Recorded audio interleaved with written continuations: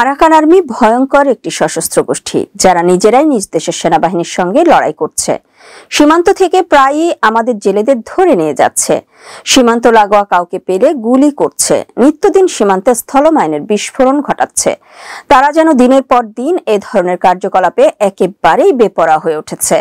তেমনিভাবে নতুন করে আবারও বান্দরবানের নাইখংছড়ির সীমান্তে মাইন বিস্ফোরণে এক যুবকের ডান পা বিচ্ছিন্ন হয়ে গেছে। গতকাল শনিবার রাত 8:30টার দিকে সীমান্ত পিলার 44-এর পাশে এই বিস্ফোরণের ঘটনা ঘটে। আহত যুবকের নাম মোহাম্মদ জোবায়ের।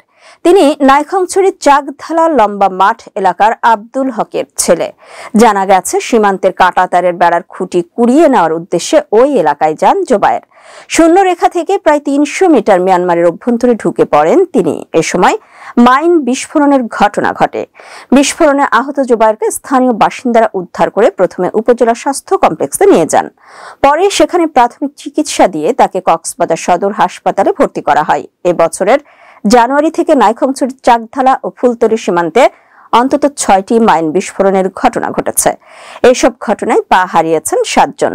সীমান্ত এলাকার জনপ্রতিনিধিরা জানিয়েছেন, ওপারে মিয়ানমারের সশস্ত্র গোষ্ঠী আরাকান আর্মি এসব মাইন পুঁতে রেখেছে। নাইখংছড়ি থানার ভারপ্রাপ্ত কর্মকর্তা বলেন, সীমান্তের ওপারে মিয়ানমারের মাইজ্জা সীমান্ত ফাঁড়ি রয়েছে। ওই ফাঁড়ি আরাকান আর্মির দখলে। ধারণা করা হচ্ছে সীমানার কাছাকাছি আরাকান আর্মি মাইন পুঁতে রাখে এবং ওই মাইন বিস্ফোরণে মানুষ হতাহত হচ্ছে।